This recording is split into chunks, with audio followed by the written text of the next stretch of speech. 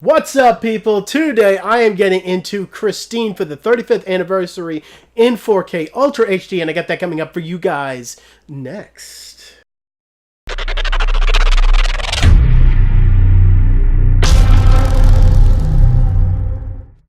So people, Christine has been out for 35 years now, and they have released it in 4K Ultra HD. And what do I think of Christine, the film itself? Well, it was directed by John Carpenter, and hey, he's one of my favorite horror directors, even if his stuff in the 90s and in the early 2000s really didn't live up to his 80s and even 70s work.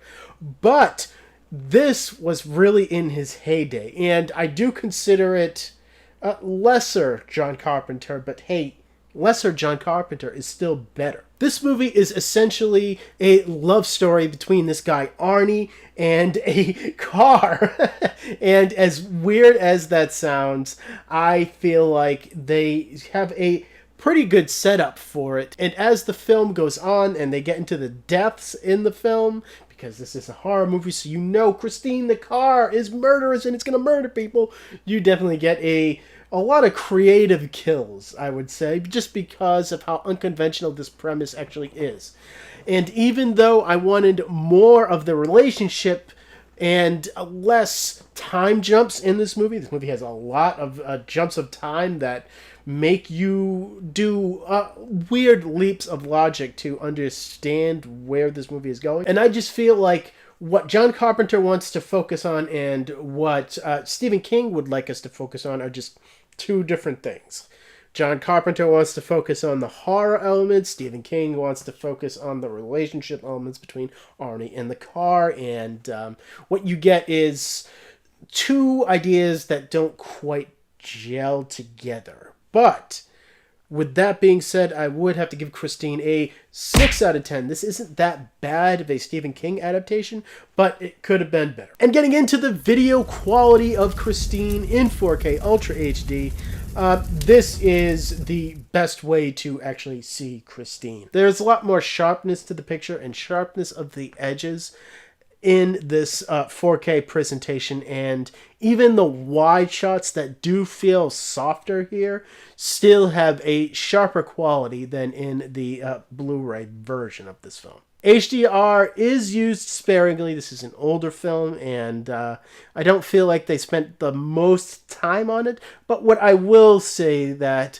when you get into the end of the film and into the more action-heavy elements here, you get a clear difference with the effects work here. Especially in the fire effects, you definitely notice HDR in those moments. This transfer is as good as Christine is ever going to look, and even though I had some problems with it, I generally liked how it looked, and I was surprised that it looked this good. I'll give it an 8 out of 10. This is relatively solid. And they give this a Dolby Atmos mix for the audio quality. And hey, even though this is an older film and you have to temper your expectations for this Dolby Atmos mix, I'll put it right off the top.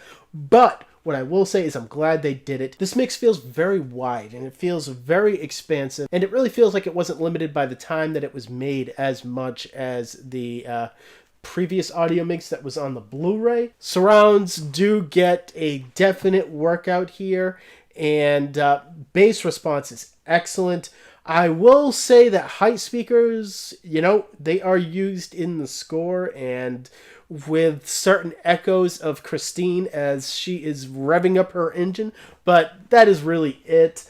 I wouldn't expect a lot of height speaker work if you are interested in this release. But with that being said, I generally liked this mix. I'll give it a 7 out of 10 also. This isn't the strongest Dolby Atmos mix, but it is definitely one that will please people that just wanted something more than the audio mix that was on the previous Blu-ray. And as far as the digital copy goes, it is a Movies Anywhere digital copy that gives you pretty much what you would expect. It gives you the 1080p standard high definition copy and not this 4K copy. And as far as special features here goes, you do get an audio commentary with John Carpenter and the lead actor. It is pretty good. I do like John Carpenter when he talks about his films, and for that, this audio commentary is pretty cool. And beyond that, though, you get a three featurettes that are actually standard definition. They aren't even in HD, but they go into just overall cast and crew interviews about the film. And then you have a separate featurette that goes into John Carpenter and the screenwriter and how they approached adapting the novel.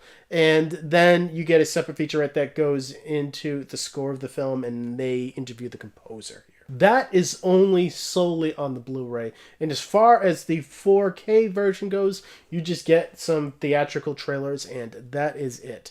I would still consider this lacking in the special features area, even though you do get theatrical trailers on the 4K disc.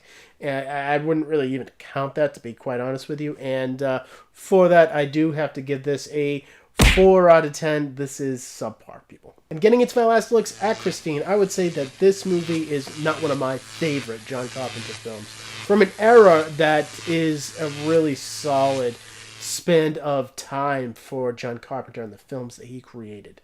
This stands at the bottom, but really I do enjoy it. And, there are some goofy elements here, but if you look past that, you get a different kind of horror film that I overall did enjoy. And when you add up all of my scores for Christine in 4K, you get a 24 out of 40.